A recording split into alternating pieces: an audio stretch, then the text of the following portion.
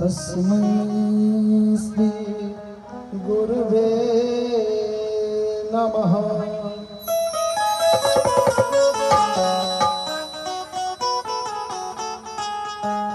तस्मै श्री गुरुवे नमः। गुरुर्ब्रह्मा गुरुर्विष्णुः गुरुर्देवो महेश्वरः गुरुर्साक्षात् परं ब्रह्म तस्मै श्री गुरुवे नमः।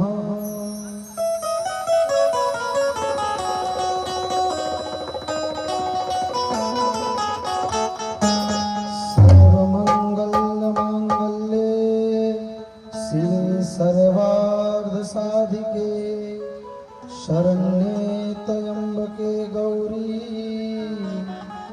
नारायणी नमोस्तुते। सर्वमङ्गलमाङ्गल्ये शिवे सर्वार्धसाधिके शरण्ये त्र्यम्बके गौरी नारायणी नमोस्तुते। सच्चिदानन्दरूपाय विश्वोत्पत्त्यादिहेतवे तापत्रयविनाशाय श्रीकृष्णाय वयं नमः।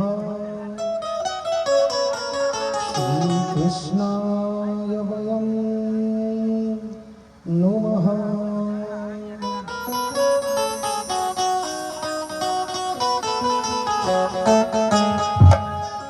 अधुरं मधुरं वदनं मधुरं अधुरं मधुरं वदनं मधुरं नयनं मधुरं हसितं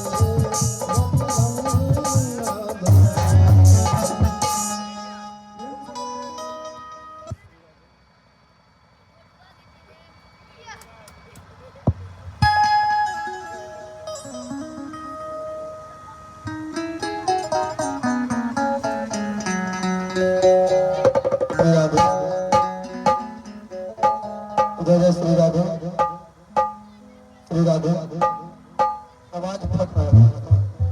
जय जय श्री राधे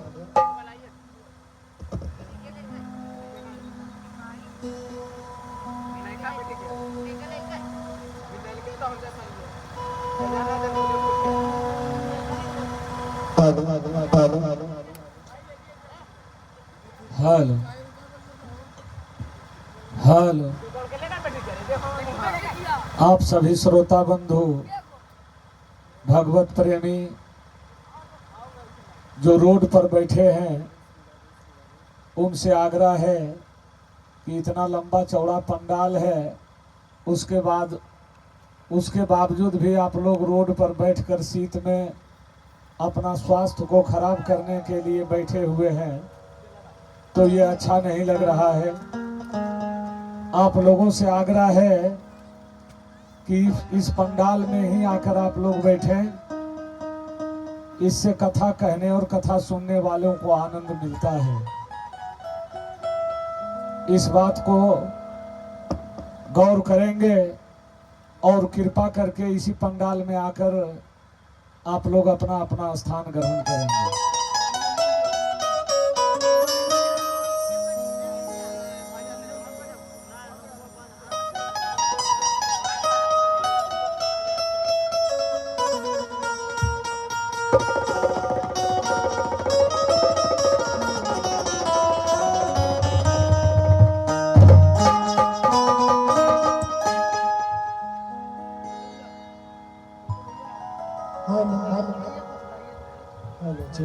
जय श्री राधे। हेलो, इसका आवाज थोड़ा बढ़ाइए बाबू।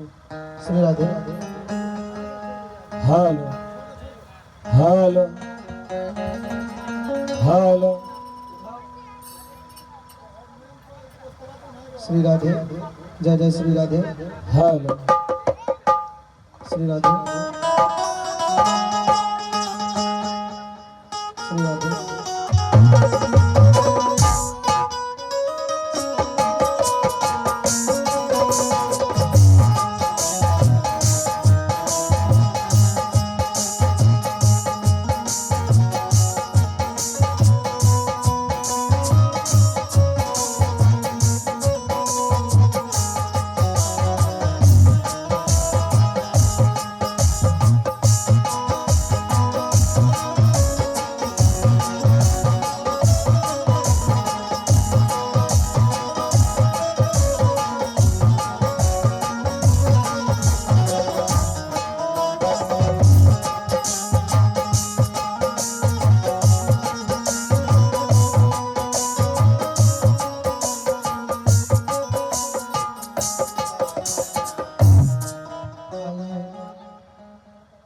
श्रीमद् भागवत जी के उस ज्ञान गंगा में प्रवेश करने से पूर्व भगवान के पुण्य नामों का रसास्वासन करेंगे, गायन करेंगे, फिर परम पावन पतितों का कल्याण करने वाली श्री भागवत महापुराण में सभी लोग डुबकी लगाएंगे।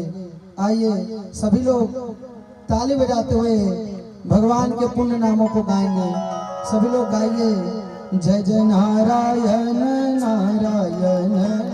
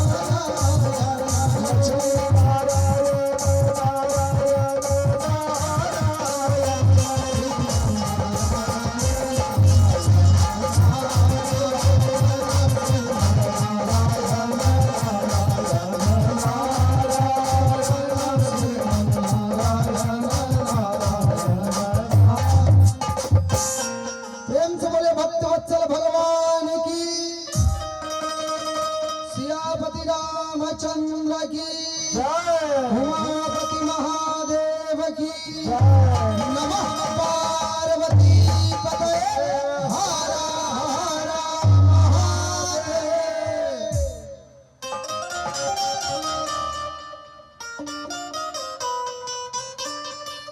देखिए हमारे गोरेलाल बाबू निचली जाजल के नरेश यादव के सुपुत्र भागवत भगवान जी के भजन में 51 रुपये का दान दिए हैं। भगवान से मंगल कामना करेंगे, इनके ऊपर परमात्मा का कृपा बरसता रहे, इनका खजाना कभी खाली ना हो। बोलिए प्रेम से दान देने वाले की जय। आइए अब कथा में प्रवेश करते हैं। कल मैंने आपको कथा में व्याख्या की थी कि किस प्रकार से धुंधकारी जी जो प्रेत योनि को प्राप्त किए और भगवान के इस पावन कथा का श्रवण करके किस तरीके से प्रेत योनि से देव योनि को प्राप्त किया। उससे पूर्व में मैंने क्या कथा सुनाई कि नैमिषारण्य तीर्थ स्थल पर 88,000 ऋषि मुनि बैठकर सूत जी के द्वारा अपने कल्याण के लिए, जन कल्याण के लिए और मानव को किस तरीके से कृष्ण की प्राप्ति हो सके, यह प्रश्न उनसे पूछते हैं।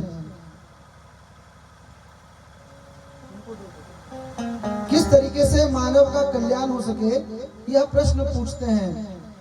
और श्री सूत जी महाराज उन्हें भागवत जी श्रवण करने की वो जो पूरी व्याख्या है वह बताते हैं। किस प्रकार से नारद जी ने साप्ताहिक कथा श्रवण किया वो सारी व्याख्या बताते हैं। अब जो सौनकादिक ऋषि हैं सूत जी से पुनः एक और प्रश्न करते हैं। पहला प्रश्न करते हैं, क्या करते हैं? सुखदेव महाराज से सूत जी से पूछते हैं सौनकादिक ऋषि कि मनुष्य का परम धर्म क्या है। सर्वप्रथम पूछते हैं कि मनुष्य का परम धर्म क्या है। श्री सूत जी महाराज कहते हैं कि मनुष्य का इस पूरे संसार के जितने भी चराचर जगत के प्राणी हैं उनका परम धर्म यह होना चाहिए कि हमें श्री कृष्ण किस तरीके से प्राप्त हो सके, भगवान की प्राप्ति हमें किस प्रकार से हो, यह परम धर्म होना चाहिए, परंतु निष्काम भाव से, ठीक, सकाम भाव से नहीं, निष्काम भाव से। अभी इसका अर्थ समझिए, कृष्ण की प्राप्ति हो परंतु इसलिए नहीं कि हमारे जग में ख्याति हो जाए, ठीक। अभी मान लीजिए कोई व्यक्ति है उसे भगवान की प्राप्ति हो जाने की इच्छा है कि हमें काश भगवान प्राप्त हो जाते, लेकिन पीछे से वह यह भी सोच रहा है कि भगवान प्राप्त हो जाते तो पूरे संसार में मेरा नाम होता, क्या फलना बाबू को तो साक्षात देवता प्राप्त हो गए, वो जो बोलते हैं सत्य हो जाता है। तो इस भावना के साथ हमें देवता की प्राप्ति की कामना नहीं होनी चाहिए। कृष्ण प्राप्ति की कामना होनी तो चाहिए परंतु निष्काम भाव से। यह मनुष्य जाति का धर्म है। दूसरा प्रश्न सौनकादिक ऋषि सूत जी से पूछते हैं कि हे भगवान, हम मंदिर तो जाते हैं, वहां पर अनेक अनेक प्रकार के देवता हैं, ठीक। कली काल में भी हम और आप मंदिर जाते हैं, अनेक प्रकार के देवता हैं। गणेश जी का मूर्ति है, शंकर भगवान का शिवलिंग है, दुर्गा माता है, काली माता है, कार्तिक जी हैं, हनुमान जी हैं। तो ये बताइए हे प्रभु कि इन सब में सबसे श्रेष्ठ कौन है, किसकी पूजा करें? दूसरा प्रश्न सौनकादिक ऋषि श्री सूत जी से पूछते हैं। सूत जी मुस्कुराते हुए कहते हैं कि देखो, इनमें भिन्नता समझना, देवताओं में अलग अलग प्रकार समझना कि काली माँ है इनको सुमरेंगे तो जल्दी सुन जाएंगे, ये गणेश जी है तो इनको सुमरेंगे तो जल्दी सुन जाएंगे, या हनुमान जी की पूजा करें तो सबसे बढ़िया, या राम जी की पूजा करें तो बढ़िया। यह विचार जो मन में रखता है वह व्यक्ति कुछ और नहीं, मूर्ख है। क्यों? क्योंकि सबके सब एक ही हैं। अब कहिएगा इसका प्रमाण कहाँ है? तो सबसे पहले दोहा के माध्यम से कहा गया, कबीरदास जी ने कहा है कि एक साधे सब सधे, सब सधे सब जाए, यानी एक की साधना करने से जितने भी हैं सबको साधा जा सकता है, ठीक। और वो एक है कौन? परम ब्रह्म परमेश्वर साक्षात भगवान श्री कृष्ण।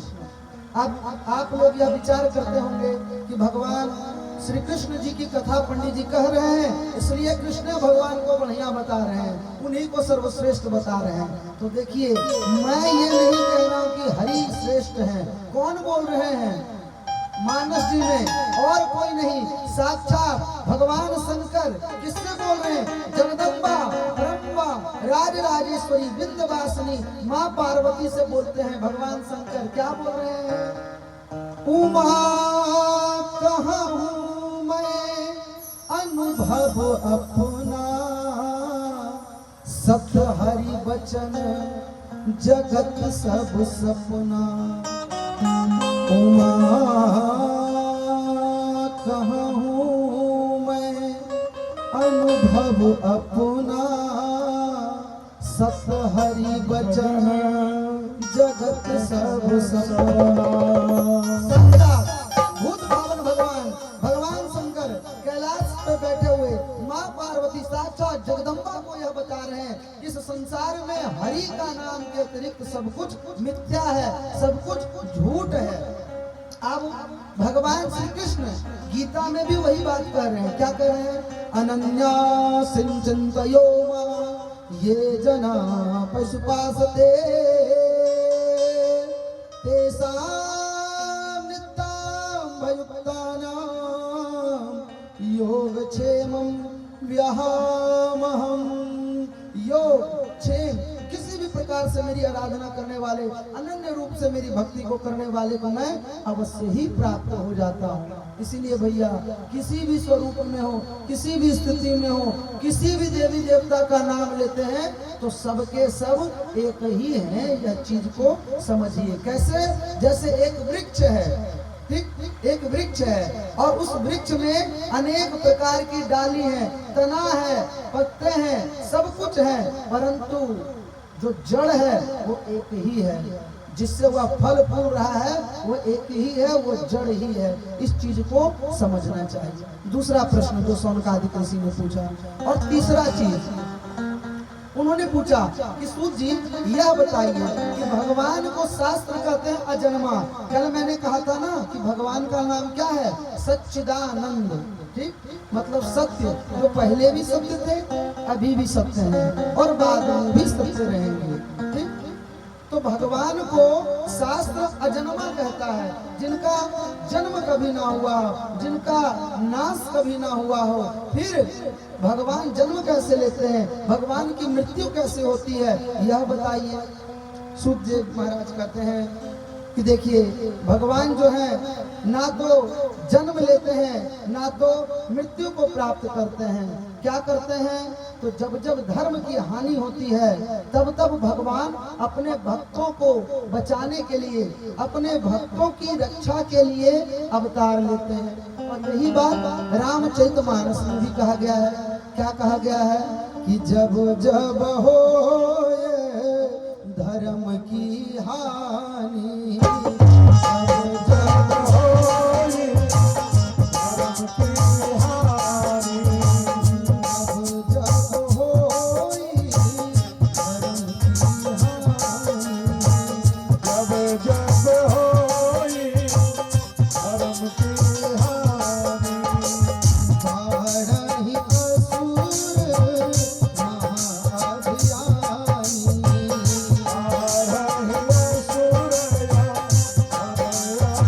बारही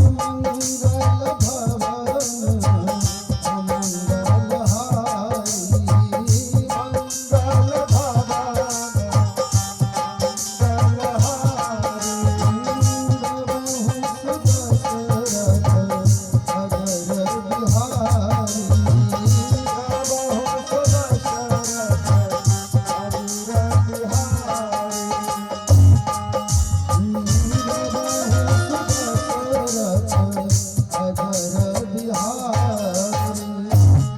प्रेम से बोले भक्त वत्सल भगवान की जय।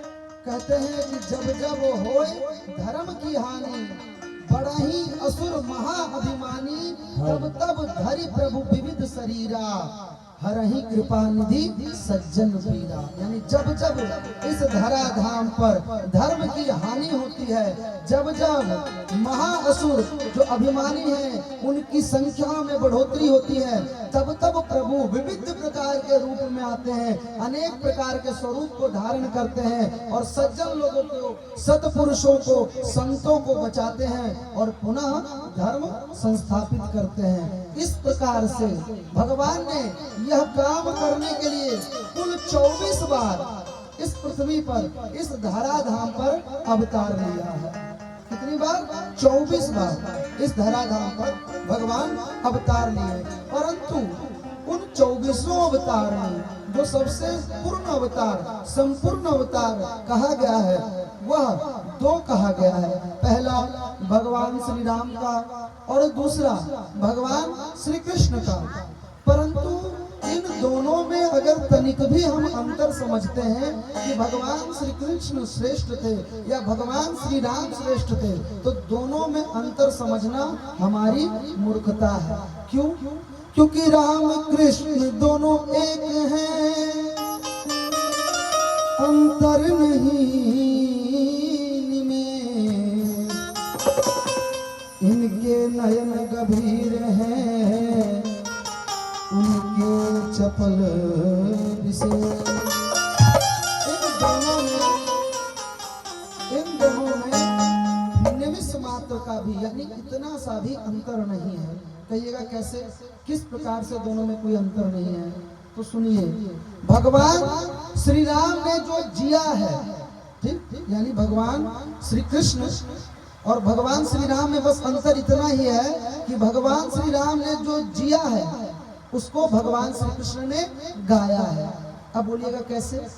तो ये कैसे भाई? भगवान श्री राम ने त्याग किया, ठीक, कर्म किया, फल की कोई चिंता नहीं की। कैसे? उनके पिता ने कहा कि आप 14 वर्ष के लिए वनवास चले जाइए। उन्होंने अपने पिता के प्रति आदर दिखाते हुए, पुत्र धर्म का पालन करते हुए, बिना किसी भी प्रकार के फल की चिंता किए बगैर क्या किए? वन को चले गए।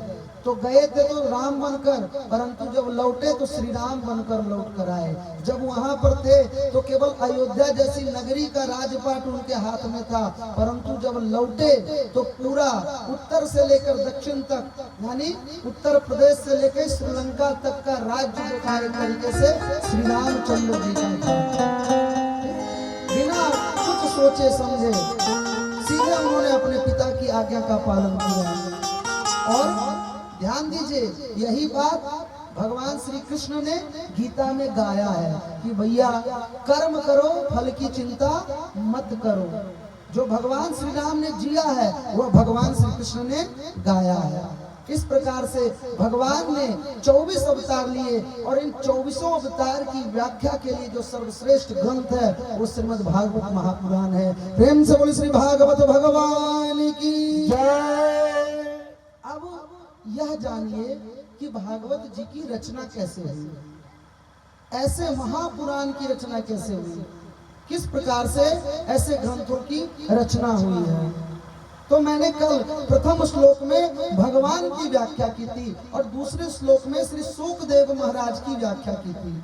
शुकदेव महाराज एक सुग्गा यानी तोता को कहा जाता है शुकदेव महाराज। यहाँ पर आप देखें एक तोता की मूर्ति है, ये मूर्ति नहीं साक्षात शुकदेव महाराज है। इन्हीं के मुखारविंद से समस्त श्रीमद् भागवत की कथा कही गई है। अब इसकी उत्पत्ति कैसे हुई, भागवत जी की रचना कैसे हुई, यह जानते हैं। और जानने से पूर्व अगर निद्रा महारानी आ रही है तो सभी लोग अपने जो जैकेट में ऐसे हाथ देकर बैठे हुए हैं, अपने चादर के अंदर ऐसे हाथ दे के हाथ को गर्म कर रखे हैं, उसको निकालिए और बोलिए गोविंद मेरो है, गोपाल मेरो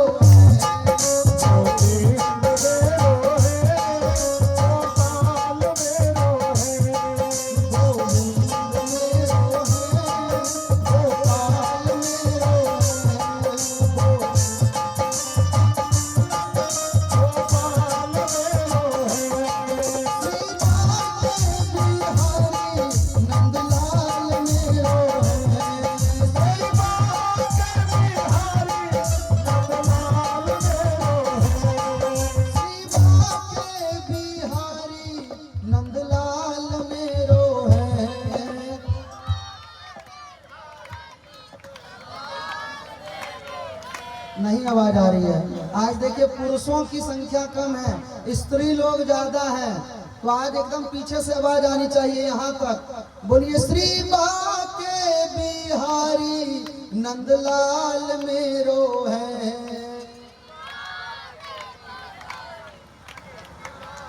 नहीं आवाज आ रही है, फिर से कोशिश कीजिए। श्री बाके बिहारी नंदलाल मेरो है।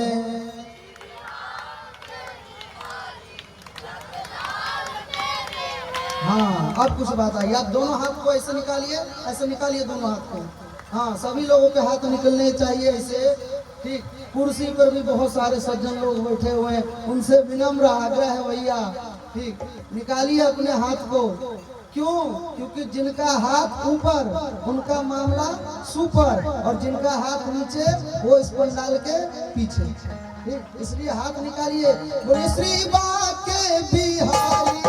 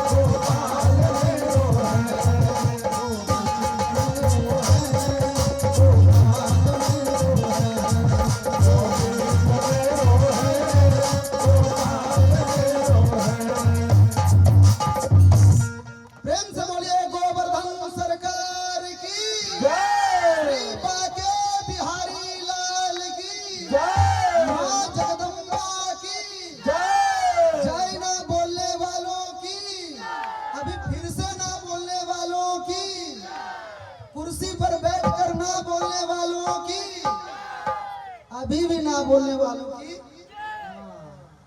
चलिए अब आइए चलते हैं कि सूकदेव जी का। आप लोग पंडाल में आ जाइए। सीट में क्यों खड़े हैं? पंडाल इतना लंबा चौड़ा है। पंडाल में बैठकर भगवान का कथा श्रवण कीजिए, यही सार्थक है, यही सार है। अब आइए किस तरीके से भागवत जी की रचना हुई है जानते हैं। अच्छा, अब मुझे पहले ये बताइए कि कोई बालक गर्भ में कितने दिनों तक रहता है? बालक जो रहता है, मनुष्यों का बालक गर्भ में कितने दिनों तक रहता है? 9 महीने तक, अधिकतम 10 महीने तक, और बहुत ज्यादा हो गया तो 11 महीने तक, इससे ज्यादा नहीं रहता। ठीक, परंतु सूकदेव महाराज मातृगर्भ में कितने दिन तक रहे पता है? 12 वर्षों तक। कितने दिनों तक? 12 वर्षों तक मातृ के गर्भ में रहे। सोचिए कितने महानतम वह पुरुष होंगे कि यह जो मातृ गर्भ है, जिसको परम कष्टदायी स्थान कहा गया है, मातृ गर्भ से ज्यादा कष्टकारी स्थान कोई नहीं होता। मातृ गर्भ समा दुखो भूतो ना भविष्यति, यानी मातृ गर्भ में जो कष्ट प्राप्त होता है वह व्यक्ति को वर्तमान में, भूत में, भविष्य में वैसा कष्ट कहीं नहीं प्राप्त होता है। क्यों? क्योंकि जो बालक रहता है वो औंधा, उल्टा लटका रहता है। ठीक, इतना कष्टकारी होता है वो स्थान, मलमूत्र आदि से भरा हुआ वो स्थान रहता है। परंतु वैसे स्थान को भी 12 वर्षों तक तपोभूमि के समान बनाने वाले उस महान पुरुष श्री शुकदेव महाराज की व्याख्या सुनते हैं। एक बार की बात है, गोलोक में अपने आराध्य श्री राधा रानी सरकार के आज्ञा से श्री शुकदेव महाराज जी को यह आज्ञा प्राप्त होता है कि हे बालक, आप जाइए और इस संसार के कल्याण हेतु श्रीमद् भागवत महापुराण की रचना में, उसके प्रचार प्रसार में आप अपने जो कार्य का निर्वहन है वह कीजिए। जो ही ऐसी बात श्री राधा रानी सरकार के मुख से निकलते हैं, श्री शुकदेव महाराज राधा रानी से कहते हैं कि हे राधा रानी सरकार, मैं अगर पृथ्वी पर जाऊंगा तो माया मेरे ऊपर लिप्त हो जाएगी और मैं आप ही को भूल जाऊंगा। राधा रानी ने कहा कि नहीं, आप पे माया हावी नहीं होगी। बोले क्यों नहीं होगी? बोले क्योंकि मैं आपको आशीष देती हूँ कि आप पर माया का कोई प्रभाव नहीं होगा। उनकी आज्ञा से श्री शुकदेव महाराज पृथ्वी पर अपना प्रकट होने के लिए वहां से चल पड़ते हैं। वहां से तो चल पड़ते हैं, परंतु अब दूसरे स्थान पर चलते हैं। वहां से शुकदेव जी का गमन हुआ, गोलोक से शुकदेव जी चलते हैं और इधर एक दूसरी सभा का आयोजन हो रखा है, जहाँ पे बहुत सारे ऋषि मुनि संत महात्मा देवताओं का एक समागम है, एक सभा है। उसमें नारद जी भी उपस्थित हैं और उस सभा में एक प्रश्न उठता है। क्या प्रश्न उठता है कि इस पूरे संसार की सबसे बहुमूल्य वस्तु क्या है? इस पूरे संसार में सबसे बहुमूल्य यानी सबसे कीमती वस्तु क्या है? तो जैसे अगर मान लीजिए आपको और हमरे जैसे साधारण आदमी को बोलेगा कि आपके अनुसार से सबसे ज्यादा महंगा वस्तु क्या है, तो हमारे एक मित्र हैं, कहते हैं अरे फलना बाबू का गड़िए से सब चिन जाता है, उनका डिफेंडर गाड़ी है। ठीक, तो किसी के लिए डिफेंडर गाड़ी हो जाए तो बहुत बड़ी बात है। अब कोई बोलेंगे कि नहीं, जमुई मसौड़ी चौक पर 1 कट्ठा जमीन हो जाए तो आहा क्या कहना है, 4 को दुकान खोल के अगर रेंटों पर लगा देंगे तो 10-20 हजार रुपए का महीना आएगा। कोई बोलेंगे कि नहीं नहीं नहीं नहीं, नहीं, हमको अगर 10 तोला जेवरात या फिर सोना चांदी प्राप्त हो जाए 10 तोला, तो उससे ज्यादा महंगा कुछ और नहीं है। कोई कुछ कोई कुछ सब बोलेंगे। उसी तरीके से उस सभा में बैठे हुए जितने संत महात्मा थे सब कुछ ना कुछ बता रहे थे। कोई किसी चीज को, कोई माणिक्य को, कोई हीरा को, कोई रत्न को, कोई जवाहरात को, बहुत बहुमूल्य वस्तु बता रहे थे। परंतु उसी सभा में मौन बैठे थे कौन? नारद जी। नारद जी मौन बैठकर सभी लोगों की बातों को सुन रहे थे। जब सब संतों ने, सब महात्माओं ने, सब साधुओं ने अपने अपने विचार को रख लिया, तब सबने पूछा नारद जी आप मौन क्यों हैं, आप कुछ कहिए। उन्होंने कहा देखो, इस संसार की जो सबसे बहुमूल्य वस्तु है वो है सच्चा प्रेम। ठीक, क्या है? सच्चा प्रेम। इस पूरे संसार की सबसे बहुमूल्य वस्तु सच्चा प्रेम है। बोले बहुत अच्छी बात है। अब सच्चा प्रेम तो है, परंतु यह सच्चा प्रेम किनके और किनके मध्य में है यह तो बताइए। क्या माता और पिता के बीच में जो प्रेम है वो है? तो बोले नहीं। तो बोले बाप और बेटे के बीच का प्रेम? तो बोले नहीं। तो माता और पुत्र का प्रेम? बोले नहीं। बोले फिर किनके बीच में हुआ प्रेम है? अच्छा। सब साधु कहते हैं हम समझ गए। आप पक्का नारायण और लक्ष्मी की बात कर रहे हैं, उनके बीच का जो प्रेम है वह सच्चा प्रेम है? तो बोले नहीं, उनका प्रेम भी सच्चा नहीं है। बोले फिर तो अवश्य आप अपने मानस पिता ब्रह्मा जी और माँ सरस्वती की बात कर रहे होंगे। बोले नहीं, उनकी बात भी नहीं है। बोले फिर? बोले एक ही है इस पूरे संसार में, इस पूरे जगत में, जिनके मध्य का जो प्रेम है वो सच्चा है, उसमें कोई संशय नहीं है। बोले किसके बीच में? तो भगवान शंकर और माँ पार्वती के मध्य में। क्यों? क्योंकि भगवान शंकर क्या है? अर्धनारेश्वर, आधा नर और आधा स्त्री। उनमें भिन्नता है ही नहीं, उनके शरीर में ही भिन्नता नहीं है, मन में ही भिन्नता नहीं है, तो हृदय में क्या ही भिन्नता रहेगा। प्रेम से बोले श्री शंकर भगवान की जय। दिन से जब भी मैं शंकर जी के नाम का जयकारा लगाता हूँ तो पहले क्या बोलता हूँ? नमः पार्वती पतये, यानी नमस्कार करता हूँ किसको? तो पार्वती जी के पति को। नमः पार्वती पतये हर हर महादेव। इसीलिए पहले पार्वती जी का नाम लेकर भगवान शंकर का नाम लिया जाता है। बोले अच्छा ठीक है, बहुत अच्छी बात है। सभी देवताओं को, सभी संत पुरुषों को यह बात लगी कि भाई इन दोनों के मध्य में एक बार लड़ाई लगा के देखा जाए। ठीक, एक बार लड़ाई लगा के देखा जाए, तब पता चलेगा कि वास्तविक में प्रेम कितना है और कितना प्रेम नहीं है। तो उन्होंने कहा कि देखो, इस लड़ाई लगाने का जो काम है उसको नारद जी ही सबसे अच्छे तरीके से कर सकते हैं। माता पार्वती और शंकर भगवान के बीच में अगर कोई सही तरीके से लड़ाई लगा सकता है तो वो नारद जी ही हैं। तो समस्त लोगों ने नारद जी को ही आगे कर दिया कि हे नारद जी जाइए, और आप ही बोले हैं कि माँ पार्वती और शंकर भगवान के बीच में सच्चा प्रेम है, तो जरा सा इनके मध्य में खटपट करवा के दिखाइए। कुछ नहीं होगा तो हम समझ जाएंगे कि हाँ इनका प्रेम वास्तविक है, नहीं तो हम समझेंगे कि इनके बीच में भी प्रेम नहीं है। नारद जी जाते हैं कहाँ? कैलाश पर। और उस समय जाते हैं जिस समय भगवान शंकर कैलाश पर नहीं थे, केवल और केवल माँ पार्वती वहां पर उपस्थित थी। उन्होंने कहा, माँ पार्वती को प्रणाम किया नारद जी ने। माता ने कहा आओ आओ नारद, स्वागत है तुम्हारा, कैलाश पर स्वागत है तुम्हारा। नारद जी को माँ पार्वती ने आसन आदि देकर बिठाया और पूछा, हे नारद आपके आने का क्या प्रयोजन है? नारद जी ने कहा नहीं नहीं नहीं, नहीं कोई वैसी विशिष्ट बात नहीं है। फिर नारद जी चुप हो गए। फिर थोड़ी देर के बाद पूछे, माता यह तो बताइए कि भगवान शंकर कहाँ है? भगवान शंकर कहाँ है? माँ पार्वती ने कहा कि भगवान कैलाश पर तो उपस्थित नहीं है, वो कहीं इधर ही वहाँ निकट ही होंगे। बोले अच्छी बात है। फिर थोड़ी देर हुई, फिर माँ पार्वती से बात करते करते नारद जी ने पूछा कि माता यह बताइए भगवान शंकर कहाँ है? माता पार्वती ने फिर से बोला, अभी तो बताया नारद जी आपको कि भगवान शंकर यहाँ पर नहीं है, कैलाश पर उपस्थित नहीं है, वो थोड़ी ही देर में आ रहे हैं। इस तरीके से नारद जी ने एक बार पूछा, दो बार पूछा, तीन बार पूछा।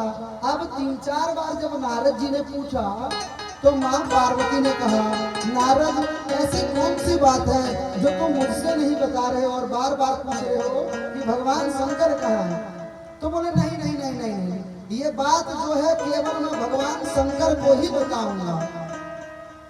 तो मैया पार्वती कही कि देखो नारद, मुझ में और भगवान शंकर में कोई अंतर नहीं है, कोई भी अंतर नहीं है। तुम मुझे बोलोगे या भगवान शंकर को बोलोगे, दोनों बात एक ही है।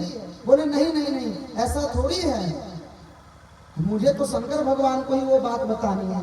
माता पार्वती ने फिर कहा कि नारद आप मुझसे वो बातें बताओ जो आप भगवान शंकर को बताना चाह रहे थे। मुझ में और भगवान शंकर में कोई अंतर नहीं है। अब दो तीन बार माता पार्वती ने पूछा और नारद जी ने फिर से ऐसे ही बोल के टाल दिया। अब हालांकि माँ पार्वती तो जगदम्बा है, उन्हें क्रोध आया और नारद पर क्रोधित हो गई। नारद जी ने देखा कि यही सही मौका है। जैसे ही माता क्रोधित हुई तैसे ही बोले कि देखिए माता, आप बार बार बोल रही हैं कि आपके और भगवान शंकर के बीच में कोई अंतर नहीं है, आपके और उनके मध्य में सच्चा प्रेम है, आपके और उनके बीच में कोई बात छुपाई नहीं जाती। तो अच्छा यह बताइए कि भगवान शंकर ने आज तक आपको अमर कथा सुनाई है क्या? उन्होंने बोला नहीं, अभी तक तो नहीं सुनाई है।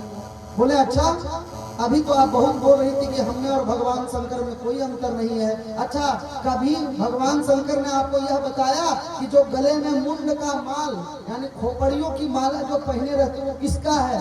अपने हृदय से हमेशा लगा के घूमते हो, किसका खोपड़ी पहन के घूमते हो? या किसका खोपड़ी पहन के घूमे फिरते हैं, आपको बताया है? माता ने फिर कहा नहीं, मुझे तो कभी नहीं बताया। तो बोले आप बड़ा कह रहे थे कि हमको शंकर भगवान सब बात बता देते हैं, हम में और शंकर भगवान में कोई अंतर नहीं है, और अभी देखिए आपको अमर कथा तक नहीं सुनाए हैं। एक बात जानते हैं माता, भगवान शंकर जिससे सबसे अधिक प्रेम करते हैं केवल और केवल उसी को अमर कथा सुनाते हैं, सबको नहीं सुनाते हैं। अब माता पार्वती के मन ही मन में लगा कि भाई कौन सी ऐसी अमर कथा है जो भगवान ने आज तक मुझे नहीं सुनाई, केवल और केवल अपने प्रेमी जनों को, अपने प्रियजनों को ही सुनाते हैं। अब माता पार्वती संशय में पड़ गई। और दूसरा कि मुंड का माल जो पहने घूम रहे हैं भगवान शंकर, वह किसका है यह भी नहीं बताए। अब माता पार्वती तो भैया अंदर ही अंदर क्रोधित हो गई, और भगवान शंकर का जो ही कैलाश में आगमन हुआ, नारद जी ने सोचा यही सही मौका है, यहाँ से निकल चलो, इन दोनों के बीच में पड़ना अभी उचित नहीं है। जाते जाते नारद जी ने भगवान शंकर को प्रणाम किया, बोला बाबा जाइए, माता आपको याद कर रही थी। इतना कहते हुए नारद जी कैलाश से चले गए। इधर बाबा जो ही वापस आए, माता के मुखमंडल को देखकर, उनके रौद्र स्वरूप को देखकर, और नारद जी को अपने घर से बाहर जाता देखकर वो सब समझ गए कि नारद अपना काम करके चले गए। अब माँ पार्वती से भगवान शंकर पूछते हैं, हे उमा आप क्यों क्रोधित हो? बोलते अरे कोई बात नहीं, हम ना कहाँ क्रोधित हूँ। तो नहीं, आपके मुखमंडल की आभा बता रही है कि आप क्रोधित हो। नहीं नहीं नहीं, हम काहे क्रोधित रहेंगे? अरे क्रोधित तो वो रहते हैं जिनको आप अमर कथा नहीं सुनाते हैं, हमको तो सब कुछ ही पता है, हम काहे के लिए क्रोधित होंगे? हमको तो आप अमर कथा सुना है, तो हम क्यों गुस्साए रहेंगे? बोले अच्छा, तो मैंने आपको अमर कथा नहीं सुनाई इसलिए क्रोधित है? बोले नहीं नहीं नहीं, आप तो महान आत्मा है, आप तो अपने गले में मुंड की माल लिए घूमते हैं, पता नहीं किन किन लोगों के मुंड के माल को आप गले में लपेट कर घुमा फिरते हैं। बोले देखिए मैं सब समझ गया हूँ, और मैं दोनों चीजों की व्याख्या करता हूँ। पहली चीज, ये जो मुंड के माल हैं ये क्या है वह सुन लीजिए। तो कहते हैं कि हे उमा, हे पार्वती, आप पूर्व में बहुत सारे जन्म लिए, कभी सती बन के आई, कभी पार्वती बन के आई, तो जिस जन्म में आप जो बनी, आपके उस शरीर को त्यागने के बाद मैंने आपके उस मुंड को, उस खोपड़ी को अपने हृदय से लगा कर रखा, कभी उसको अलग नहीं किया। ये जो खोपड़ी है ये आप ही के पूर्व जन्म के हैं, और इसको हमेशा मैं अपने हृदय से लगा कर घूमता हूँ। फिर बोले कि अच्छा अमर कथा मैं सुना देता हूँ। बोले बहुत अच्छी बात है। भगवान शंकर माँ पार्वती को अमरनाथ की गुफा में लेकर जाते हैं, जो वर्तमान समय में अमरनाथ की गुफा के नाम से जाना जाता है। वहां पर माँ पार्वती को लेकर जाते हैं। भगवान शंकर अपने डमरू का नाद करते हैं, ओम नमः शिवाय, ओम नमः शिवाय,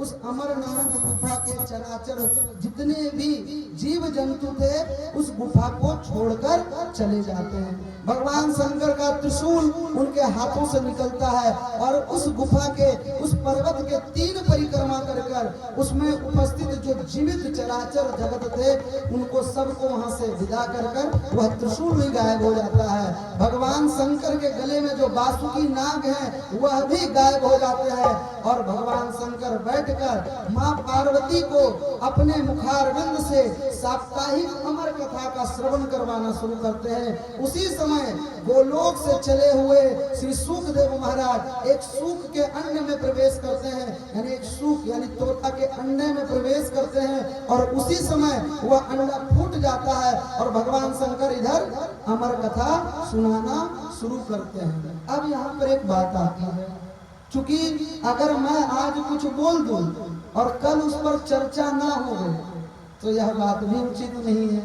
बहुत सारे लोग मोबाइल में देखे हैं कि अमरनाथ की गुफा में जब कथा सुनाया गया था तो कबूतर निकला, ठीक, कबूतर निकला। तो उन सब लोगों को मैं एक ही चीज कहूंगा कि मोबाइल में जितने सीरियल दिखाए जाते हैं, जितने प्रोग्राम दिखाए जाते हैं, सबके शुरू में एक लाइन लिखाता है कि यह दृश्य काल्पनिक है, यानी कल्पना से बनाया गया है, सत्य है कि नहीं है उसकी कोई गारंटी नहीं है। इसीलिए मोबाइल में देखे हुए चीज को सत्य मत मानिएगा। जो शास्त्र कह रहा है, जो शास्त्र में लिखित है, जब तक लिखित प्रमाण ना मिले तब तक कोई चीज सत्य नहीं है। तो सूकदेव महाराज तोते के स्वरूप में वहां से वो अंडा फूटता है और फूटने के बाद इधर माँ पार्वती और उधर वह सूक स्वरूपी छोटा तोता कथा श्रवण करना आरंभ करता है। और माँ पार्वती को भगवान शंकर कथा सुनाना शुरू करते हैं और कहते हैं, पार्वती माता, जब मैं कथा सुनाऊंगा तब आप हाँ हाँ या हूँ का हुंकार करना और हुंकार करते हुए कथा को सुनना। माँ पार्वती कथा सुनना शुरू करती हैं और उधर वह सूक तोता भी भागवत जी का यह जो परम पावन कथा है वह सुनना आरंभ करता है। दोनों एक साथ कथा को श्रवण कर रहे हैं। धीरे धीरे धीरे धीरे, मैंने पहले दिन बताया ना कि जब आप कथा सुनना शुरू करेंगे ना तो जितना अच्छा नींद आपको इतने मोटे गद्दे पे नहीं आएगा, उतना इस पुवाल पे आएगा। एक पतला सा चादर ओढ़ लीजिएगा तो बहुत अच्छा नींद आएगा। उसी तरीके से माँ पार्वती को भी निद्रा आ गई। माँ पार्वती सो गई और उनके स्थान पे वह तोता समस्त श्रीमद् भागवत की कथा भगवान शंकर के मुखारविंद से सुनते हैं और अंत में भगवान श्री कृष्ण के नाम का जयकारा जो ही लगाते हैं, प्रेम से बोलिए श्री कृष्ण लाल की जय। माँ पार्वती में उठती हैं, हाँ जय जय जय जय जय जय जय जय जय जय जय जय जय।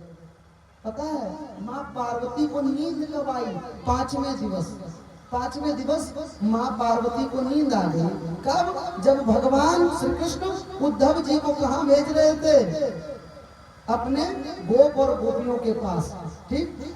तो माँ पार्वती उठती है, बोलती है हाँ, तो आगे उद्धव जी क्या बोले? बोले उद्धव जी क्या बोले मतलब? तो आप ही ने तो कहा कि भगवान श्री कृष्ण उद्धव जी से कहते हैं कि जाओ मेरे जो प्रिय गोप और गोपी हैं उनसे जाकर मिलो। तो उसके आगे क्या हुआ यह तो बताइए। भगवान शंकर कहते हैं लो मैंने पूरी कथा कह भी दी और तुम कह रहे हो कि आगे क्या होता है, मतलब आपको कथा श्रवण नहीं किए हैं। फिर वह कौन था जो आपकी जगह पे हूँ का हुंकार लगाकर इस पूरे कथा को श्रवण कर रहा था? भगवान शंकर अपने क्रोध वाले स्वरूप में आते हैं और हाथों में त्रिशूल का आवाहन करते हैं। भगवान शंकर में जो ही मंत्र का अनुसंधान किया, जो ही त्रिशूल का आवाहन किया, भगवान शंकर के हाथों में त्रिशूल आता है और उनकी जो भृकुटी है वह लाल हो जाती है, नेत्र लाल हो जाते हैं। क्यों? क्योंकि यह जो कथा है भगवान शंकर स्वयं कह रहे हैं गोपनीयम गोपनीयम गोपनीयम पार्वती, यानी इसको जितना गोप रख सकते हो उतना रखो। यह सब लोगों के लिए नहीं बनी हुई है, ठीक। यह जो कथा है परम पावन कथा है, सब लोगों के लिए नहीं बनी है। यह कलयुग है, यह आपके धन्य भाग है कि आपको मुफ्त में बिना कुछ किए श्रीमद् भागवत जैसी परम पावन कथा प्राप्त हो पा रही है, जो कि भगवान शंकर माँ पार्वती से कह रहे हैं कि यह सबको मत बांटिएगा। भगवान शंकर की भृकुटी लाल, नेत्र लाल, क्रोध है, जटाएं खुल रही हैं, हाथ में त्रिशूल लेकर जो ही उधर उधर देखते हैं नजर पड़ती है सूकदेव पर और अपने त्रिशूल को लेकर दौड़ते हैं सूकदेव को मारने के लिए। और सूकदेव दौड़े जा रहे हैं, पीछे से भगवान शंकर दौड़ रहे हैं, आगे आगे सूकदेव, पीछे पीछे शंकर भगवान। ओम नमः शिवाय, ओम नमः शिवाय, ओम नमः शिवाय।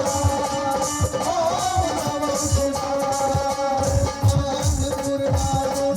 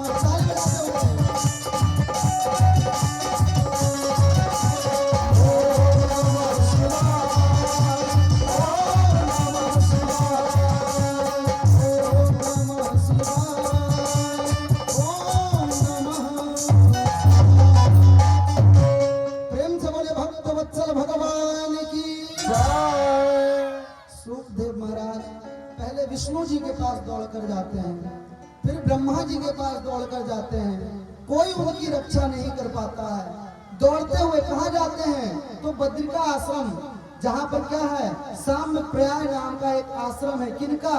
व्यास जी का। वहीं पर व्यास जी की पत्नी ऐसे मुख खोल कर जैसे उबासी लेते हैं, ज्यों ही उबासी ली त्यों ही सुखदेव महाराज, जो कि छोटा सा तोता के स्वरूप में थे, वो मुख के द्वार से सीधे उनके पत्नी के गर्भ में जाकर प्रवेश कर जाते हैं। तो प्रश्न तो यह उठता है कि पंडित जी, ब्रह्मा उनको नहीं बचा पाए, विष्णु उनको नहीं बचा पाए, तो व्यास जी के पत्नी के मुख द्वारा गर्भ में चले गए तो कैसे बच गए? सुनिए, भगवान शंकर रौद्र स्वरूप में आ गए और अपने त्रिशूल को उठाकर जो ही व्यास जी के पत्नी पे चलाना चाहा, तो ही उन्हें क्या याद आ गया कि व्यास जी तो ब्राह्मण हैं, अगर इनको मार देते हैं तो क्या लगेगा? ब्रह्म हत्या लगेगा। व्यास जी की पत्नी ब्राह्मणी है, अगर उनको मारेंगे तो ब्रह्म हत्या लग जाएगा। और एक बार भगवान शंकर को जो ब्रह्मा जी की ऊपर की पांचवी जो मस्तक थी या फिर जो पांचवी खोपड़ी थी, उसको जब वो काटे थे तो उनका जो सर था ना, उनके हाथ में चिपक गया था। तो उसके लिए उनको बहुत तप आदि करना पड़ा। तो वो जो ब्रह्म हत्या था भगवान शंकर के हाथों से दूर हुआ। काशी में आकर उन्हें मुक्ति मिली थी। अब दोबारा अगर कहीं व्यास जी के पत्नी को मारते हैं तो फिर से ब्रह्म हत्या लग जाएगा, तो दोबारा उन्हें ब्रह्म हत्या का पाप लगेगा और फिर से उतनी मेहनत करनी पड़ेगी। और दूसरी बात यह है कि वह नारी है और नारी पर वार करना उचित नहीं था, इसलिए भगवान शंकर वहां पर रुक जाते हैं। भगवान शंकर कहे, अच्छा बाबू कोई दिक्कत नहीं है, तुम गर्भ में प्रवेश कर गए हो ना, अब गर्भ के अंदर से दोनों में वार्तालाप हो रहा है। क्या वार्तालाप हो रहा है? उधर गर्भ में बैठे हुए सुखदेव महाराज जी बैठे हुए हैं भगवान शंकर के समक्ष हाथ जोड़कर। भगवान शंकर बाहर से उनको बाहर निकलने के लिए बोल रहे हैं। बोले नहीं नहीं, जो ही मैं बाहर निकलूंगा आप मुझे मार दीजिएगा। बोले कोई दिक्कत नहीं है, आप गर्भ में कितने दिनों तक रहोगे? 9 महीने तक, 10 महीने तक, इससे ज्यादा नहीं रहोगे। और मैं खुद तपस्या करने में बहुत अच्छा हूँ, मैं यहीं बैठकर अपनी धुनी रमाऊंगा और जिस दिन तुम बाहर निकलोगे मैं उसी दिन तुमको मार दूंगा। भगवान शंकर ध्यान में बैठ गए भैया, वहीं व्यास जी के आश्रम के समक्ष। अब बैठ गए तो 1 महीना, 2 महीना, 3 महीना, 4 महीना, 5 महीना, 6 महीना करते करते 12 वर्ष बीत गए। 1-2 दिन नहीं, 12 वर्ष बीत गए। ना तो सुखदेव जी बाहर निकले, ना ही भगवान शंकर का ध्यान टूटा। दोनों अपनी जगह पे अडिग हैं। अब जब 12 वर्षों के बाद भगवान शंकर का ध्यान एक दिन टूटता है तो व्यास जी से कहते हैं, लाओ वो पुत्र मुझे दो जो तुम्हारे पत्नी के गर्भ से बाहर निकला, उसे मुझे दो। व्यास जी बोले, भैया ना आप कम हठी है ना वो कम हठी है, दोनों में से कोई मानने को तैयार ही नहीं है। उसने तो जन्म ही नहीं लिया, वो गर्भ में था और गर्भ में ही पड़ा है। बोले अच्छा, 12 वर्षों तक गर्भ में ही पड़ा है? बोले हाँ। बोले अच्छा चलो मुझे लेकर चलो। जब भगवान शंकर व्यास जी के पत्नी के समक्ष पहुंचते हैं, गर्भ में फिर से वार्तालाप शुरू होती है। गर्भ के अंदर से सुखदेव महाराज बोल रहे हैं, गर्भ के बाहर से भगवान शंकर बोल रहे हैं। सुखदेव महाराज जी कहते हैं कि हे प्रभु, हे भूत भावन भगवान, आपने जो कथा सुनाई है उसका नाम है अमर कथा। जो इसको श्रवण कर ले, जो इसको अपने जीवन में उतार ले, वह व्यक्ति जन्म जन्मांतर के चक्र से अमर हो जाता है और वैकुंठ वासी बन जाता है। तो हे प्रभु, आपके ही मुखारबिंद से मैंने वो कथा सुनी है, और अगर आप ही मुझे मार देंगे तो आपकी कही हुई बात झूठी हो जाएगी। आप ही ने कहा ना कि ये कथा अमर कथा है, जो कोई सुन लेगा वह अमर हो जाएगा। तो प्रभु, क्या जो मैं आपके द्वारा ये कथा सुना हूँ, आप मुझे मार देंगे तो आप अपनी ही वाणी पे नहीं रहना चाहते हैं? क्या अपने वचन को जो आपने दिया है वह आप तोड़ देना चाहते हैं? भगवान शंकर को उस समय ज्ञान पुनः जागृत होता है, उनका जो क्रोध है वो शांत होता है और मन में विचार करते हैं कि नहीं, यह बालक जो है कोई साधारण बालक नहीं है। ध्यान लगाते हैं तो पूरे जगत के कल्याण करने वाले श्री सुखदेव महाराज जी उन्हें ध्यान में दर्शन होते हैं। प्रेम से बोलिए श्री सुखदेव महाराज की जय। कोटि बार उन्हें आशीष देकर वहां से चले जाते हैं और व्यास जी के गर्भ से, व्यास जी के पत्नी के गर्भ से श्री सुखदेव महाराज का प्रादुर्भाव होता है। और जो ही जन्म लेते हैं, जन्म लेते के साथ ही बिना यज्ञोपवीत संस्कार हुए ही वो बालक नग्न स्वरूप में ही अपने कमंडल को उठाता है और अपने पिता के आश्रम से चल लेते हैं। इधर पीछे से व्यास जी हा पुत्र, हा पुत्र, हा पुत्र, हा पुत्र, पुत्रेति तन्मया, पुत्र के नाम का सुमरण करते हुए दौड़ते जा रहे हैं। और आगे आगे सुखदेव महाराज जन्म के बाद ही अपने पिताजी को छोड़कर चले जाते हैं। जो ही जन्म लेते हैं तो ही कहते हैं तुम मेरे पुत्र हो। बोलते कौन पुत्र, काहे का पुत्र? ना तो मैं किसी का पुत्र हूँ, ना तो मेरा कोई पिता है। यह समस्त चीज क्या है? माया है। माया, माया के अतिरिक्त कुछ नहीं है। व्यास जी कौन है, इस चीज को जानिए। व्यास जी कोई साधारण व्यक्ति नहीं है। कौन है? चारहु वेद पुराण अष्टदश, चारहु वेद पुराण अष्टदश,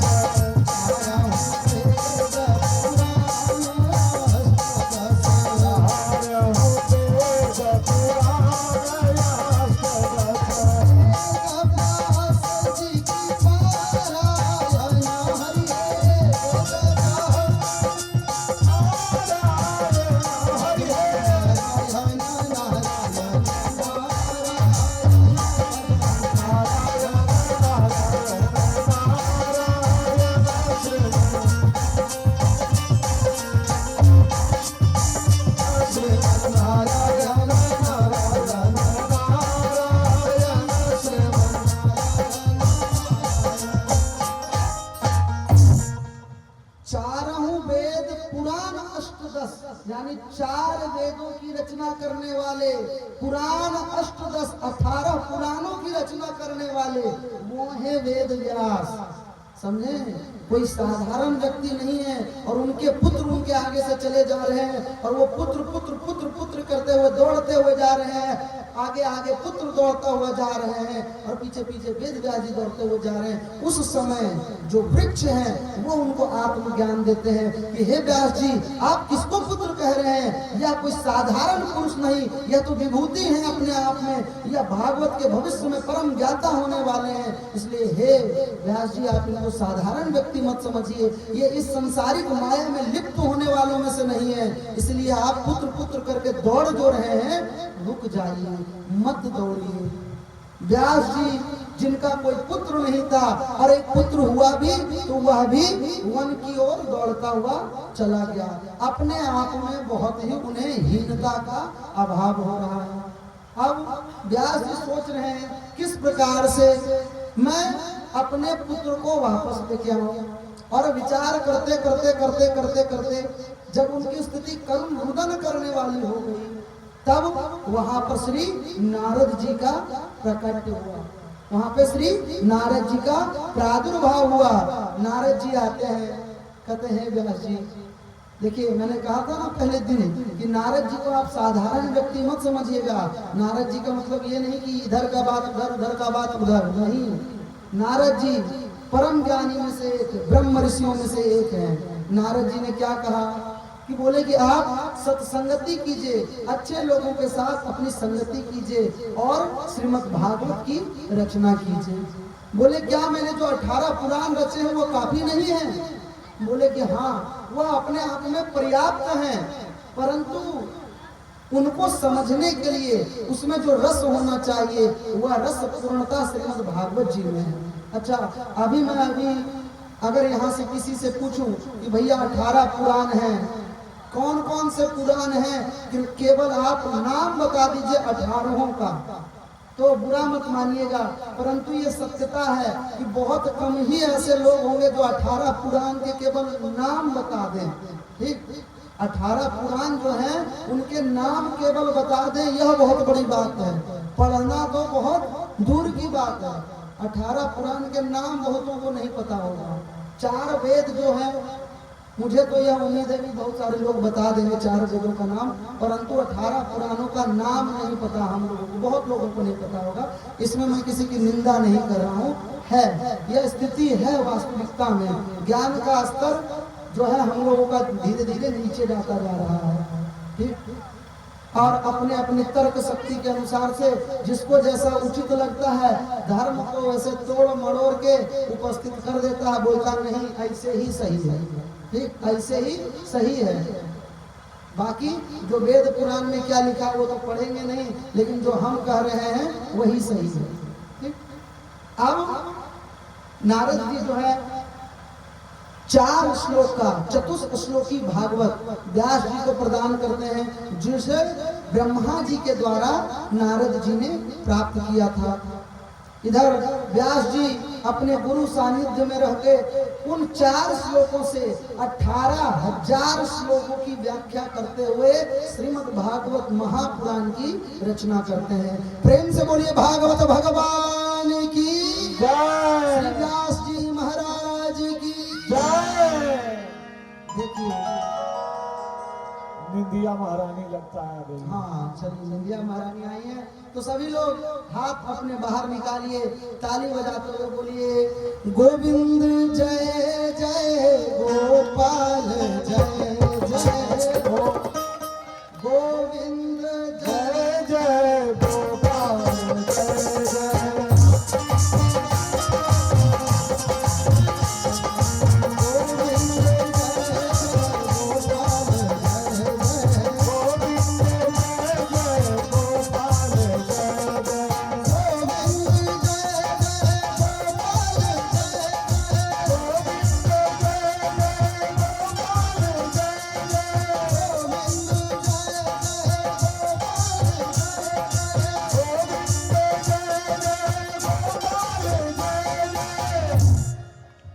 गरुड़ पुराण अध्याय 8वां। ठीक, कौन सा? गरुड़ पुराण अध्याय, जोर से बोलिए, अध्याय श्लोक संख्या 7। ठीक, गरुड़ पुराण अध्याय 8वां श्लोक संख्या 8। ठीक, 7 अध्याय 8वां श्लोक संख्या 7। कहता है अच्युतम केशवम कृष्ण दामोदरम, इन नामों में से कोई एक भी नाम अगर ले लीजिएगा ना, ठीक, 8 नाम है भगवान के, उसमें से गोविंद भी एक है, ठीक। तो जो मरने के समय यमदूत सामने नजर आते हैं ना, वो नजर नहीं आएंगे। मैं प्रमाण के साथ बोल रहा हूँ, ऐसे ही नहीं कि कुछ भी बोल दिए पंडित जी, हाँ आए बस बोल दिए कि हाँ हरि सीताराम सीताराम करो, नहीं। जिसको संशय है, गरुड़ पुराण अध्याय 8वां श्लोक संख्या 7 पढ़ के देखिए। भगवान के 8 नामों में से कोई एक नाम भी बोलिएगा ना जीवन पर्यंत, या 2-4 बार भी बोल दीजिएगा, तो मरने के समय जो यमदूत भयंकर स्वरूप बनाकर भैंस पर बैठ कर सवार होकर आते हैं ना, वो नहीं दिखाई देंगे। जिनका नाम आप बोल रहे हैं ना, उन्हीं के पार्षद आएंगे।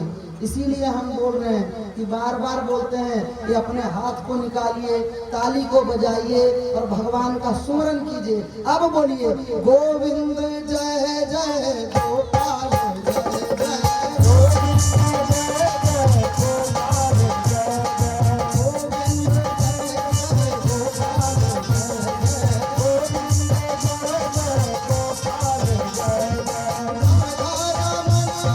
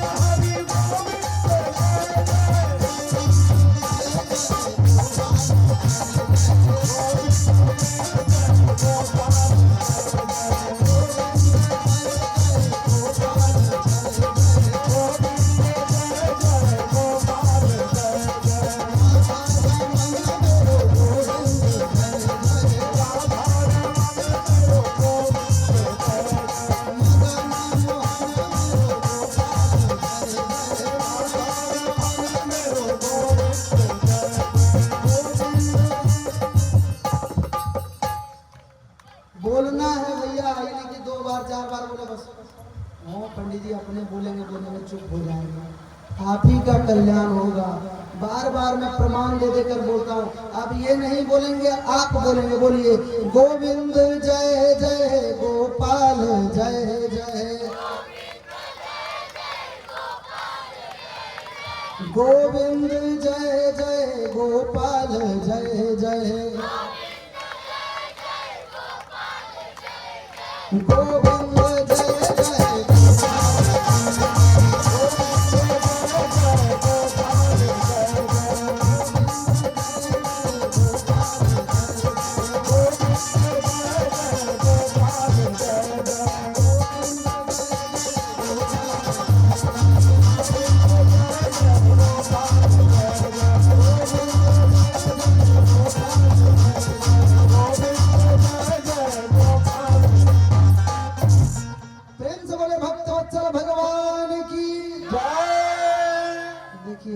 जितने बच्चे हैं ना आप लोग, या जिनकी उम्र 20 वर्ष 22 वर्ष 25 वर्ष 30 वर्ष तक है, आप भक्ति कीजिए, ठीक। ये चीज मैं आप लोगों के लिए बता रहा हूँ। बोलेगा क्यों? जो लोग अभी से भक्ति करते हैं ना, ठाकुर जी ना ऐसे अपने हाथ रख के उन लोगों को ध्यान से देखते हैं और कहते हैं वाह देखो मेरी भक्ति कर रहा है। अब इसका मतलब ये नहीं कि बूढ़े लोगों को भक्ति नहीं करना है, केवल इन्हीं को करना, सबको करना है। परंतु समझिए अभी आपकी उम्र ऐसी है कि आपके दोनों आंख ठीक है, आप चाहिएगा तो दुनिया भर के चीजों को अपने नेत्रों से देख सकते हैं, परंतु आप ठाकुर जी को देखिएगा। आपकी जिह्वा जो है अभी इतना ताकत है। आज एक व्यक्ति हैं, बड़े सम्मानित व्यक्ति हैं इस गांव के, बोले पंडित जी मन तो खूब उमंग करता है कि अभी हारमोनियम थाम लें तो एकदम मचा दें, परंतु अब शरीर साथ नहीं देता है। देखिए, वृद्धावस्था में शरीर साथ नहीं देता है, परंतु अभी आपकी युवा अवस्था है। आप चाहिएगा तो जो मन होगा सो गा सकते हैं, परंतु जब आप भगवान का नाम सुमरते हैं तो ठाकुर जी सोचते हैं कि बताओ, यह चाहे तो दूसरा गाना भी गा सकता है, लेकिन ये मेरे नाम को गा रहा है। आप चाहें तो किसी भी गाने पर नाच सकते हैं, परंतु जब वह व्यक्ति भगवान के नामों पर नृत्य करता है तो उसको जन्म जन्मांतर के जो चक्र है उसमें नृत्य नहीं करना पड़ता। इसीलिए जो युवा है खास करके मैं उनको कहूंगा कि अभी से ही भक्ति कीजिए। प्रेम से बोलिए भक्तवत्सल भगवान की जय।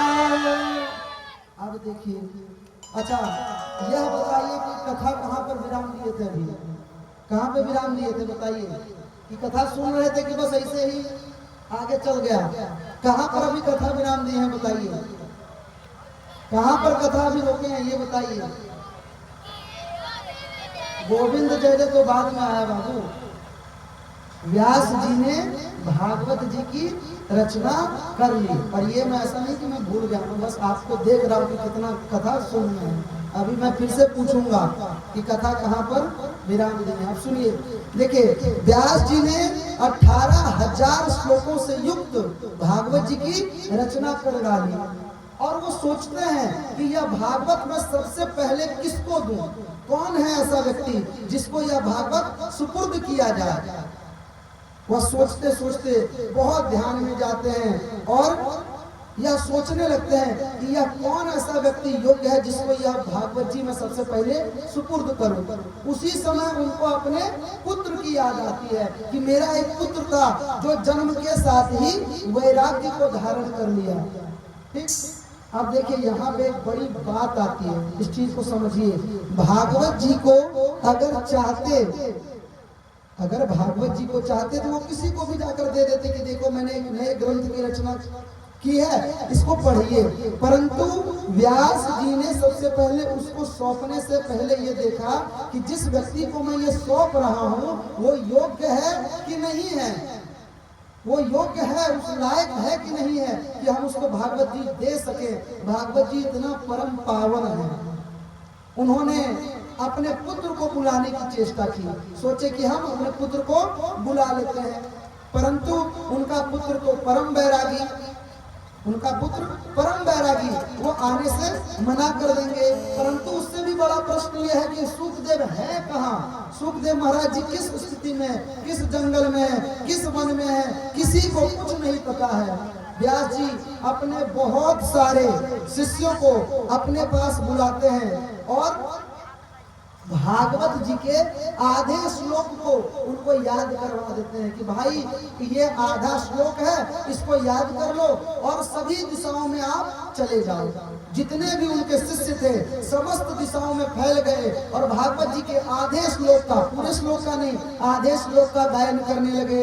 सभी गाने लगे, वराह पीड़म नटवरपु कर्णयो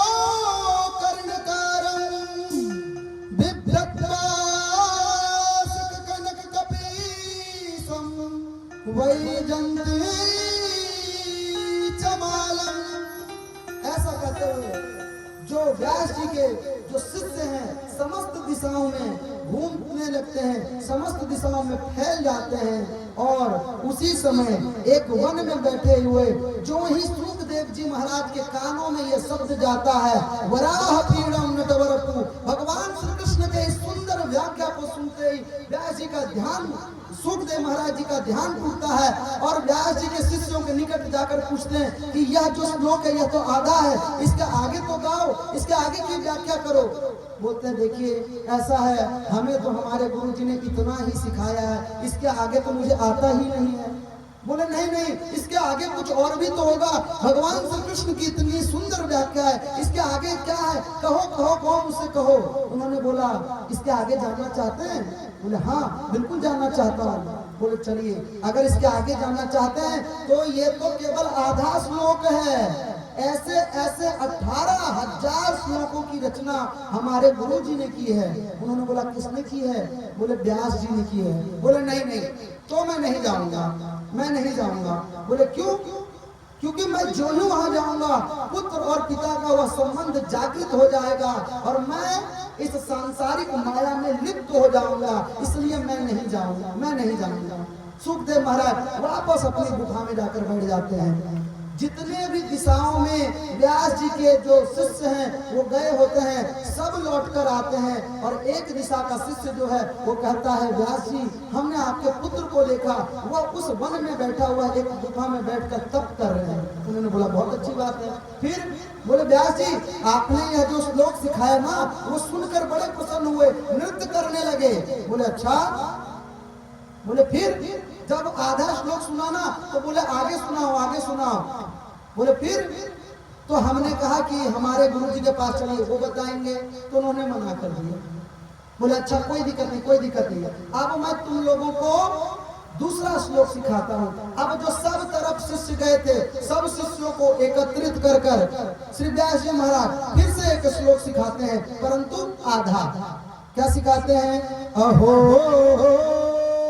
वयम स्तन कालकूटी जिंघास पायादभिसाधवी लेभे गति धातृचितां ततोन्यं कं वा दयालु शरणं ब्रजेमा। इस श्लोक की कितनी सुंदर व्याख्या है कि पूतना जो अपने स्तनों में विष लगाकर आई है, हे जगत के स्वामी आप उनको भी माता के स्वरूप में देख रहे हैं। आपको बारंबार प्रणाम, आपके चरण में बारंबार प्रणाम। और समस्त शिष्य इस श्लोक का गायन करते हुए जो ही उस गुफा के निकट पहुंचते हैं, सुखदेव महाराज फिर से विहल होते हुए अपने मन को आस्थिर पाते हुए उन शिष्यों के मध्य में पहुंच जाते हैं और मध्य में पहुंचकर उस श्लोक में इतना डूब जाते हैं कि खुद को उसी में शुद्ध बुद्ध के साथ खो देते हैं। फिर कहते हैं इसके आगे तो सुनाओ, इसके आगे क्या है, आगे तो बताओ, आगे तो और कुछ होगा। बोले आगे जानना है? बोले हाँ। बोले चलिए, हमारे जो गुरुजी हैं ऐसे 18,000 और श्लोक की रचना कर रहे थे। बोले नहीं मैं नहीं जाऊंगा।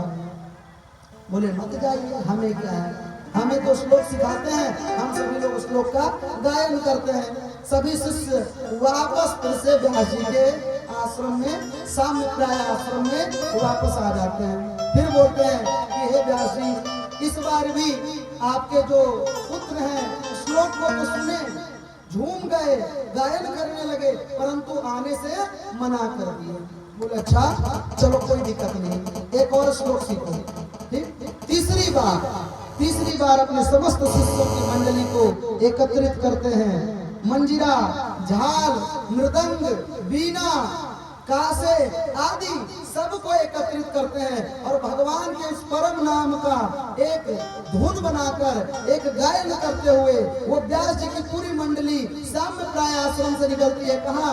सुखदेव महाराज जी को लाने के लिए कीर्तन शुरू होता है, हरि कीर्तन शुरू होता है, भागवत जी का वह महामंत्र शुरू होता है।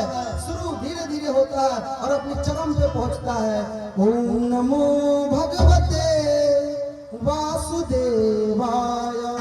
सभी लोग ताली बजाते हुए जैसे व्यास जी के शिष्य सुखदेव महाराज जी के पास जा रहे हैं, गायन करते हुए इस महामंत्र का आप लोग भी अपने मन के अंदर के उस सुखदेव जी को जगाइए और गाइए ओम नमो भगवते वासुदेवाय।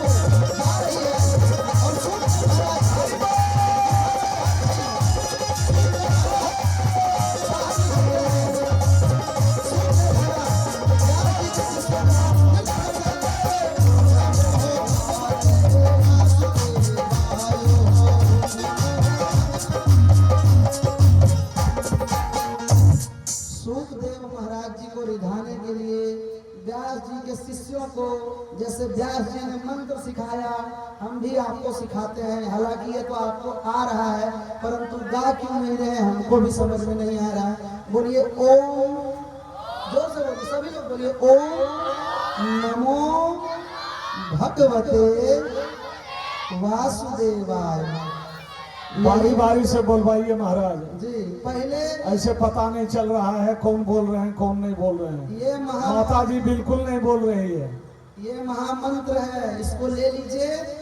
खाना बनाते हुए, कपड़ा खींचते हुए अगर लड़ाई भी हो गया ना तो उसको बोल दीजिए ओम नमो भगवते वासुदेवाय, जो भगवान हिसाब करते हो।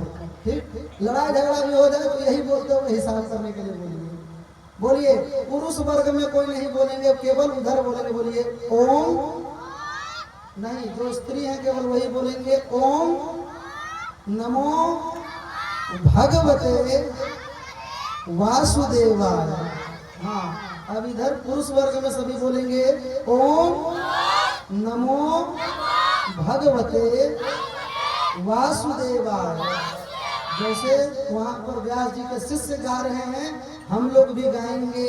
ठीक, सभी बोलिए ओम नमो भगवते वासुदेवाय।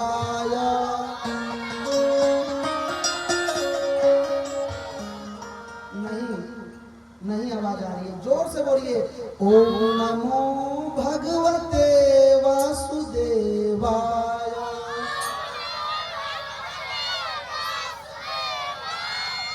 कोई दिक्कत नहीं बाबू, एक बार में नहीं, दो बार में नहीं, कम से कम एक मंत्र भी अगर सिखा दिया ना तो मेरा भागवत हो जाएगा पूर्ण। ठीक, हमको उसकी चिंता नहीं है कि भागवत जी कैसे पूर्ण होंगे।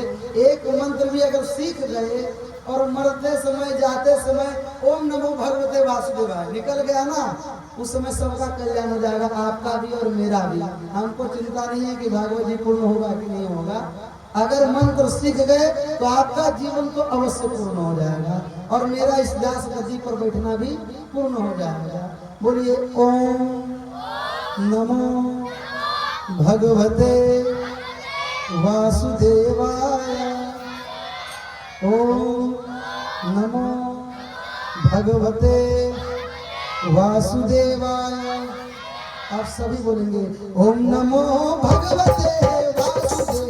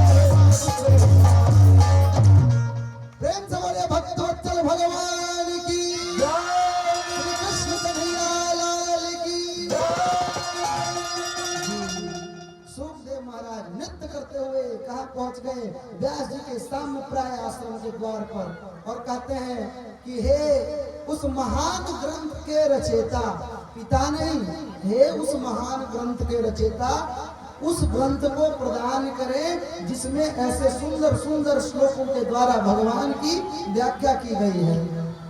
अब देखिए, चूंकि सूखदेव महाराज व्यास जी के पुत्र थे, चाहते तो वो एक बार में तुरंत, अरे मेरा ही तो बेटा है, तुरंत दे देते उनको, परंतु नहीं दिए। बोले नहीं, आप योग्य हैं कि योग्य नहीं हैं, इसकी पहले परीक्षा की जाएगी, और अगर आप उस परीक्षा में पास होते हैं, योग्य जान पड़ते हैं, तभी आपको भागवत जी प्राप्त होगा, ऐसे नहीं प्राप्त होगा। अब मैं एक बात बताता हूँ, ध्यान से सुनिए इस चीज को। आपको, हम सबों को अगर ऐसा लगता है कि ये जो बिहार की भूमि है ये उतने पढ़े लिखों की भूमि नहीं है, कम पढ़े लिखे हैं, अगर ऐसा कोई बोले ना तो उसको यह चीज बताइएगा, एकदम करेगा ठोक के बोलिएगा कि अभी से तुमको उदाहरण दें कि जो ऊपर ग्रंथ शुरू हुआ है सतयुग द्वापर त्रेता, वहां से उदाहरण दे कि बिहार की जो भूमि है वो पढ़े लिखे की भूमि है। यहाँ पर लोग अपनी परीक्षा देने आते थे, यहाँ पर अपनी विद्वता की भी परीक्षा देने आते थे, और जब यहाँ से पास होते थे तभी जाकर उनको सर्टिफिकेट मिलता था कि हाँ ये पढ़े लिखे हैं। अब कहिएगा ये जो आप बोल रहे हैं बात, उसका क्या प्रमाण है बताइए? तो सुनिए, सूखदेव महाराज जी को भागवत सौंपने से पहले सूखदेव जी को भेजा गया, कहाँ भेजा गया? जनकपुरी भेजा गया, जनक जी के पास, जनक जी के पास, कि भाई राजा जनक अगर बोल दें कि हाँ यह व्यक्ति जो है क्रोध मोह लोभ सब चीज से मुक्त है, यह योग्य है भागवत जी प्राप्त करने के लिए, तभी इनको भागवत जी प्राप्त करवाया जाएगा। ये है हमारी बिहार की भूमि, यहाँ पर लोग अपनी परीक्षा देने के लिए आते थे। राजा जनक के पास श्री सूखदेव महाराज पहुंचते हैं, जनक जी पहली परीक्षा लेते हैं। जो ही सूखदेव महाराज द्वार पर पहुंचते हैं तो ही द्वारपाल को कहकर सूखदेव महाराज को द्वार पर ही रोक देते हैं और कहलवा देते हैं कि जनक जी महल में नहीं है। ठीक, जनक जी महल में नहीं है, और उनको द्वार पर 6 दिनों तक सूखदेव जी को बारिश धूप ठंडी सर्दी जो भी था उसी द्वार पर खड़े करके छोड़ दिया। राजा जनक जी आ रहे हैं, जा रहे हैं, परंतु सूखदेव जी से नहीं मिल रहे हैं। उनसे द्वारपालों के द्वारा कहलवाया कि यहीं पे प्रतीक्षा करो, अभी जनक महाराज महल में नहीं है। अगर सोचिए हम और आप किसी के द्वार पर जाएंगे और देख लेंगे कि जिस व्यक्ति से आप मिलने के लिए आए हैं वह घर में ही है, और आप उस घर का कोई व्यक्ति आके कह दे कि घर में ना है, तुरंत हो जाइएगा, नहीं किसे आनर है, वो देख नहीं रहे, सामने से आ जा रहे हैं, अरे नहीं मिला है तो सीधे सीधे बोल दीजिए नहीं मिलेंगे, इस तो बात नहीं कहिए कि नहीं है, हाँ है। परंतु सूखदेव जी महाराज का धैर्य देखिए, कितना बड़ा धीरज था उनका, धैर्य कितनी बड़ी थी। 6 दिवसों तक जनक जी के द्वार पर खड़े रहे। जब 7वां दिन आया, जनक जी स्वयं दौड़ कर आए और सूखदेव महाराज को साष्टांग में दंडवत प्रणाम कर क्षमा मांगते हैं। हे सूखदेव महाराज, मुझसे गलती हो गई, आइए प्रभु हमारे महल में पधारिए। अब ये तो था पहला कि उनको इस तरीके से उनके धैर्य की परीक्षा ली गई, और दूसरी परीक्षा जो थी वो क्या ली गई? दूसरी परीक्षा क्या ली गई? तो उनको सुंदर सुंदर नारी के मध्य में ले जाकर छोड़ दिया गया। कितने दिनों तक? 1 2 3 नहीं, पूरे 11 दिनों तक ऐसी सुंदर सुंदर नारी के मध्य में छोड़ दिया गया, जहां धैर्यवान से धैर्यवान पुरुष भी अपने धैर्य को खो दे। परंतु सूखदेव महाराज वहां भी टस से मस नहीं हुए।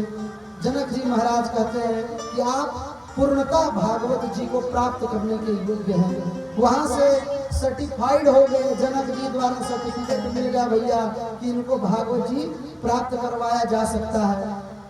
देखिए, आप इस कथा से सीखने की बात यहाँ पर एक चीज और है, यूं ही बिना कोई मेहनत के अपने पुत्र को अपनी गद्दी हमेशा मत दे दिया कीजिए।